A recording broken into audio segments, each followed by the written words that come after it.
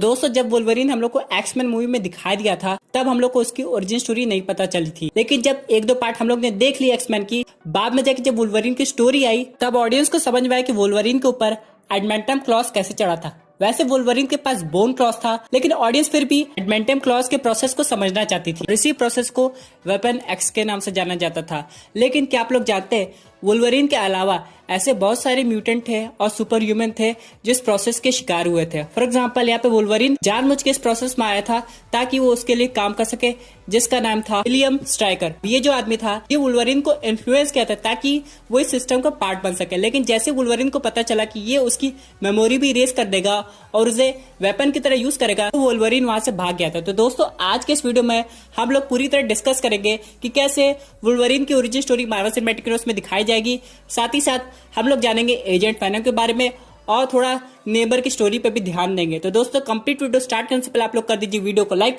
और कमेंट कीजिए वुल्वरीन। साथ ही साथ जो लोग मेरे चैनल पर नए आए हैं वो हमारे चैनल को सब्सक्राइब करके हमारी कॉमिक बुक टॉक्स फैमिली का हिस्सा बन जाए। दोस्तों वुल्वरीन एक ऐसा कैरेक्टर है जो कि बहुत इंपॉर्टेंट रोल प्ले करेगा आगे की मूवीज में, खासकर आने वाली फेज 5 मूवी में। अगर हम लोग बात करें इसके कैरेक्टर की तो इस कैरेक्टर का इंट्रोड्यूस होना इसलिए भी जरूरी है क्योंकि ये पूरी की पूरी एक्समैन फ्रेंचाइजी का एक फेज बन सकता है। अब यहाँ पे वुल्वरीन का इंट्रोडक्शन मूवीज में नहीं होगा बल्कि इसकी टीवी सीरीज की प्लानिंग चल रही है। वेपन एक्स के नाम से एक टीवी सीरीज आएगी जिसमें हम लोग को पूरा वुल्वरीन का ओरिजिन दिखाया जा सकता है। लेकिन जो प्रोग्राम चल रहा है जिसमें म्यूटेंट्स को और ज्यादा मॉडिफाई करके खतरनाक बनाया जा सकता है, ये सिर्फ वुल्वरीन पे लागू नहीं होगा बल्कि ऐसे और नए कैरेक्टर्स आएंगे उस टीवी सीरीज में। अब यहाँ पे जो वेपन एक्स टीवी सीरीज की मैं बात कर रहा हूँ इसमें से वुल्वरीन नहीं रहेगा बल्कि यहाँ पे कनेक्शन दिखाया जाएगा falcon and the winter soldier की टीवी सीरीज का। जैसे कि आप सब लोग जानते हैं अगर फैल्कन को अगला कैप्टन अमेरिका बनना है तो उसे सुपर सोल्जर सीरम लेना पड़ेगा। हाँ मैं मानता हूँ कि कैप्टन अमेरिका जैसा सुपर सोल्जर सीरम अभी तक नहीं बना है जो कि सिर्फ स्टीव रॉजर्स के पास है, लेकिन उसका हुबहू साइंटिस्ट एक कॉपी बना ले जो कि फैल्कन के ऊपर चढ़ाने वाले हैं। लेकिन उसे फैल्कन लेने से मना कर देता है और वो सीधे जाता है यहाँ पे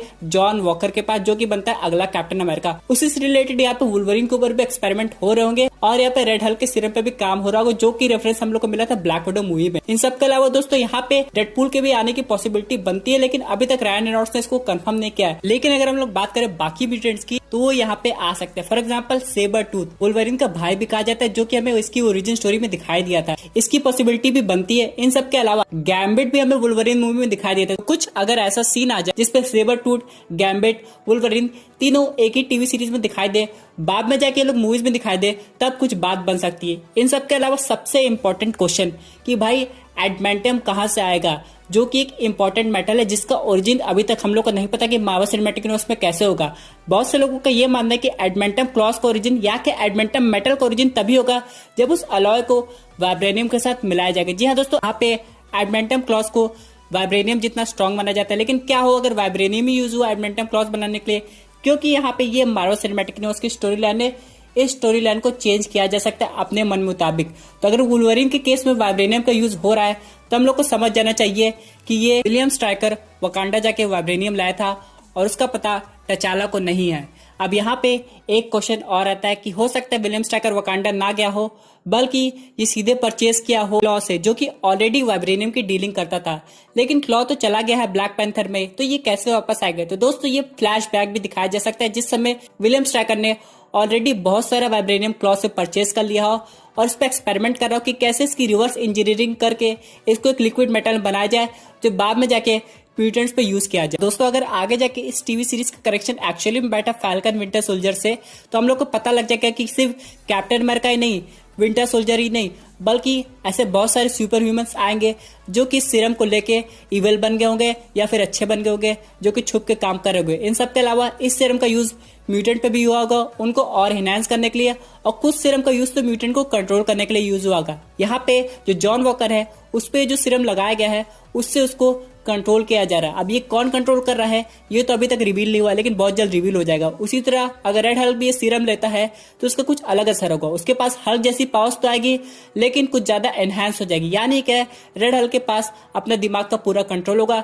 लेकिन उसे भी कंट्रोल किया जा सकता है। सिमिलरली ब्लैक विडो में भी ऐसा दिखाया गया है कि रेड रूम में जो ब्लैक विडो बनाई जा रही है उनको टास्क मास्टर कंट्रोल कर रहा है, यानी कि हर एक पॉइंट दूसरे पॉइंट से कनेक्टेड हो रहा है, तभी जाके एक बड़े यूनिवर्स की शुरुआत हो रही है। इसका मतलब ये होगा कि जब वुल्वरीन का इंट्रोडक्शन होगा इस सिनेमैटिक यूनिवर्स में तो बहुत लोग उसका सामना करेंगे। सबसे पहले यहाँ पे आएंगे जनरल रॉस, जो कि सबको कंट्रोल करना चाहते हैं, क्योंकि टेक्निकली दोस्तों अभी एवेंजर्स टीम फॉर्म नहीं हुई, यानी कि जो नए एवेंजर्स आने वाले थे वो इधर उधर है। तो जनरल रॉस खुद की एक टीम बनाना चाहेंगे। अगर वो वुल्वरीन को देख लेंगे तो वो उसे कन्विंस करने की कोशिश करेंगे कि वो उनकी टीम में आ जाए, जिसका नाम होगा थंडरबोल्ट्स। लेकिन ये पूरी तरह वुल्वरीन के ऊपर डिपेंड करेगा। ऊपर से वुल्वरीन की मेमोरी इरेज हो चुकी होगी, तो वो अपनी मेमोरी को खोजते हुए इधर से उधर भटकेगा, जहां पे उसका सामना होगा चार्ल्स ज़ेवियर से। अगर चार्ल्स ज़ेवियर का इंट्रोडक्शन होता है तो हो सकता है काफी लंबी सीरीज तक इनका इंट्रोडक्शन हो ही ना, वुल्वरीन अकेले ही काम करे बाकी म्यूटेंट्स के साथ, जो कि इक्का दुक्का दिखाई दे। लेकिन बाद में जाके जब मेन सिनेमैटिक यूनिवर्स की मूवीज आएगी तब हो सकता है एंड में जाके चार्ल्स ज़ेवियर का इंट्रोडक्शन हो। चलिए दोस्तों बात करते हैं अपने अगले अपडेट की, जो कि रिलेटेड है हमारे स्पाइडरमैन से, और यहाँ पे उसका साथ देने आ रहे हैं एजेंट वेनम। जी हाँ दोस्तों, यहाँ पे एजेंट वेनम जो कि यहाँ फ्लैश थॉम्पसन, वो भी बहुत जल्दी मार्वल सिनेमैटिक यूनिवर्स में आने वाला है। वैसे फ्लैश तो ऑलरेडी एग्जिस्ट करता है, लेकिन उसके ऊपर वेनम सिम्बियोट अभी तक नहीं चढ़ा है। लेकिन अब बात हो रही कि यहाँ पे एक अलग से टीवी सीरीज आएगी कि पूरी तरह डेडिकेटेड होगी फ्लैश थॉम्पसन के ऊपर। फ्लैश थॉम्पसन स्पाइडरमैन से बहुत ज्यादा इंस्पायर है। उसे ऐसा लगता है कि अगर उसके पास भी पावर्स होती तो वो स्पाइडरमैन की हेल्प करता या स्पाइडरमैन जैसा बनता। लेकिन क्या हो अगर वेनम सिम्बियोट फ्लैश के ऊपर चढ़ जाए, तो क्या वो एडी ब्रॉक की तरह ज्यादा खूंखार होगा या फिर क्या है सिंपल सा एक नया स्पाइडरमैन बन जाएगा। ऐसा एनिमेटेड सीरीज में हुआ है। आपने फ्लैश को वेनम सिम्बियोट के साथ देखा है, आपने एडी ब्रॉक को भी उसी सिम्बियोट के साथ देखा है, लेकिन ये सिम्बियोट दोनों होस्ट के साथ अलग अलग तरीके से काम करता है। ये पूरी तरह डिपेंड होता है होस्ट की साइकोलॉजी के ऊपर कि वो कैसे इस सिम्बियोट को कंट्रोल कर रहा है। इसी तरह यहाँ पे अगर फ्लैश थॉम्पसन के ऊपर ये सिम्बियोट आ जाता है तो फ्लैश थॉम्पसन कंप्लीटली नया स्पाइडरमैन बन जाएगा, जो कि पीटर पार्कर के साथ देगा।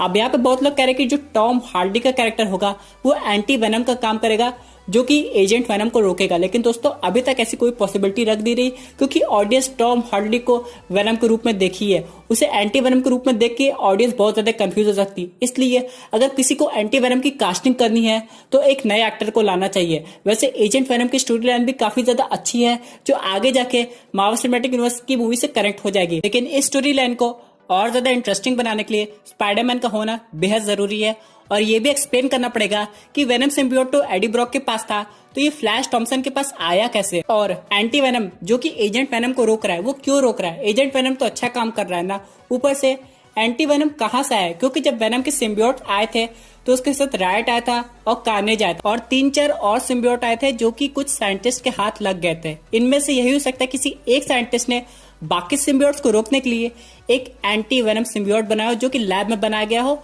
वो सिम्बियोट जब किसी की बॉडी को पोजेस करेगा तो वो पूरी तरह कंप्लीटली चेंज हो जाएगा और बाकी सिम्बियोट्स को रोकने की कोशिश करेगा, चाहे वो अच्छा काम कर रहे हो चाहे गलत काम कर रहे हो। दोस्तों चलिए बात करते हैं अपने फाइनल अपडेट की, जो कि रिलेटेड है नेमर से। यहाँ पे नेमर का रेफरेंस एक नहीं, दो नहीं, बल्कि 3 मूवी में दिखाया जाएगा। सबसे पहली मूवी की बात करें तो वो है इटर्नल्स। इसमें अच्छे से ये एक्सप्लेन किया जाएगा कि अटलांटिस सिटी कैसी दिखती थी और अटलांटिस सिटी डूबी कैसे। वैसे ये जो सीन है मुझे एक्वामैन की याद क्यों दिला रहा है पता नहीं, लेकिन यहाँ पे एक्चुअली में इटर्नल्स मूवी में ऐसा दिखाया जाएगा कि अटलांटिस सिटी पहले अर्थ के ऊपर थी, पानी के अंदर नहीं, लेकिन कुछ ऐसा इंसिडेंट हुआ, हो सकता है कोई एलियन इन्वेजन हुआ जिसकी वजह से इस सिटी को अंदर जाना पड़ा। बाद में doctor strange multiverse of madness में नेमर को एक ऑल्टरनेट रियलिटी में दिखाया जाएगा, जहां पे वो ब्लैक पैंथर के साथ काम कर रहा होगा, जिस टीम का नाम है इल्यूमिनाटी। अब यहाँ पे सिर्फ ब्लैक पैंथर नहीं होगा, बल्कि आयरन मैन और प्रोफेसर चार्ल्स ज़ेवियर भी होंगे, लेकिन ये बहुत हल्का सा रेफरेंस होगा। लेकिन अगर हम लोग बात करें जो मेन रेफरेंस है क्या पूरा मेन इन्वॉल्वमेंट की, वो दिखाई देगा हम लोग को ब्लैक पैंथर 2 मूवी में, जब एक्चुअली में नेमर ब्लैक पैंथर से लड़ेगा। दोस्तों अगर हम लोग कॉमिक बुक की स्टोरी देखें तो यहाँ पे नेमर ब्लैक पैंथर से सिर्फ एक ही वजह से लड़ता था, क्योंकि उसके ऊपर फिनिक्स फोर्स आ गई थी। अब फिनिक्स फोर्स से आप लोग को जीन ग्रे याद आती है, लेकिन ये जो फोर्स है ये किसी के ऊपर भी आ सकती है जो कि बहुत स्ट्रांग हो। वैसे नेमर भी काफी ज्यादा स्ट्रांग है, इसलिए उसके ऊपर फिनिक्स फोर्स आ गई और वो गुस्से में पूरी की पूरी वकांडा पे अटैक कर देता है। इसी तरह अगर ऐसा मूवीज में दिखाया जाए तो एक चीज तो कंफर्म हो जाती है कि Phoenix force Marvel cinematic universe में भी एग्जिस्ट करती है और बहुत जल्दी नेमर के ऊपर आ गई है, बाद में जाके जीन ग्रे के ऊपर भी आ सकती है। तो अगर फिनिक्स फोर्स आता है मार्वल सिनेमैटिक यूनिवर्स में तो इसका मतलब ये है कि सबसे पहले वो आएगा ब्लैक पैंथर मूवी में, उसके बाद हम लोग को कोई अगर एक्समैन मूवी आती है तो फिर जीन ग्रे के पास दिखाई देगा। और अगर Jean Grey out of control हो जाती तो हो सकता है सारे एवेंजर्स उसको रोकने की कोशिश करे, जीन ग्रे को बचाने के लिए एक्समैन और एवेंजर्स में फाइट भी। क्योंकि दोस्तों कभी ना कभी फ्यूचर में मार्वल सिनेमैटिक यूनिवर्स में एक फाइट ऐसी देखने को मिलेगी जिसमें म्यूटेंट्स एवेंजर्स से फाइट करेंगे। दोस्तों ये थी एक amazing super hero update. I hope आपको ये वीडियो पसंद आई होगी। आपके क्या व्यूज है इस पर्टिकुलर टॉपिक पे, अपने व्यूज जरूर कमेंट कीजिए। और दोस्तों अगर आप ऐसे unique super hero content enjoy करना चाहते हैं तो हमारे चैनल को सब्सक्राइब करके हमारी सुपर हीरो फैमिली का हिस्सा बन जाइए। Thank you for watching.